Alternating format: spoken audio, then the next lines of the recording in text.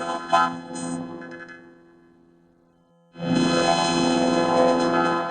Alice's Adventures in Wonderland, Chapter 3, The Pool of Tears.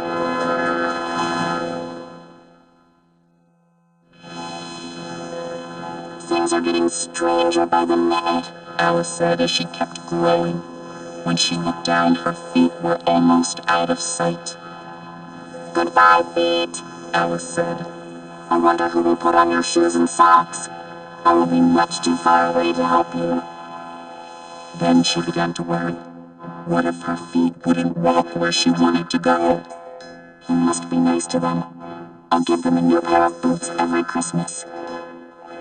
But it will seem strange to send presents to my own feet. Oh dear, I am talking nonsense. Just then her head hit the hall ceiling. Alice kept growing. She was more than 9 feet tall, but she wasn't upset. Now she was big enough to reach the gold key on the glass table. Alice picked up the key and hurried to the garden door.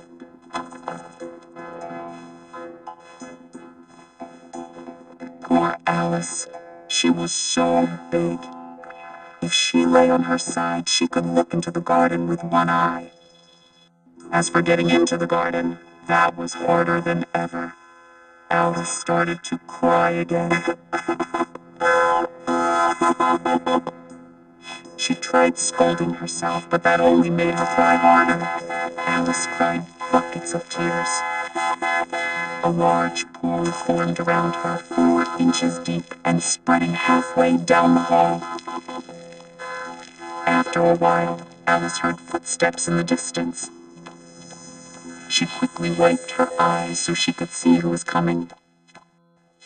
It was the White Rabbit, wearing a jacket and carrying white gloves and a fan. He trotted through the dark hall, muttering to himself. The Duchess shall be very angry if I've kept her waiting. Alice was feeling very desperate by now. She was willing to ask for help from anyone, even a talking rabbit. She waited until the White Rabbit was nearby before speaking in a quiet, timid voice. Please, sir. Startled, the White Rabbit dropped his gloves and fan. He ran as fast as he could into the darkness. Alice picked up the rabbit's things. She began to fan herself because the hall was very hot. How strange everything is today, Alice said. Yesterday everything was normal. I wonder if I somehow changed overnight. I almost think I did feel a little different this morning. Alice continued to fan herself. Maybe I've changed into another person. She thought about all her friends. She hadn't been changed into any of them. Alice burst into tears again.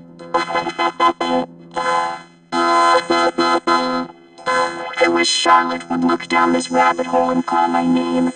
I'm so tired of being here all alone. As she said this, she looked down. She saw that she put on one of the White Rabbit's gloves. How can his glove fit me? I must be shrinking again. Alice ran back to the table and stood next to it for comparison. She decided that she was about 2 feet high, and she was continuing to shrink. It must be the fan, Alice said.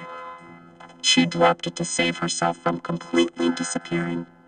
That was a narrow escape. And now for the garden.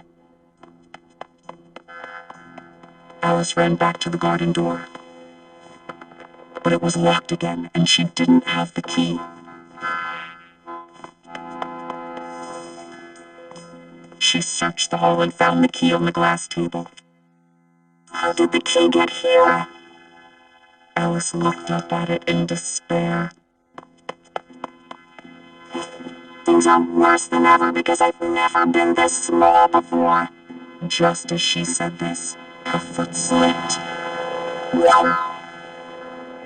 Alice fell up to her chin in salt water.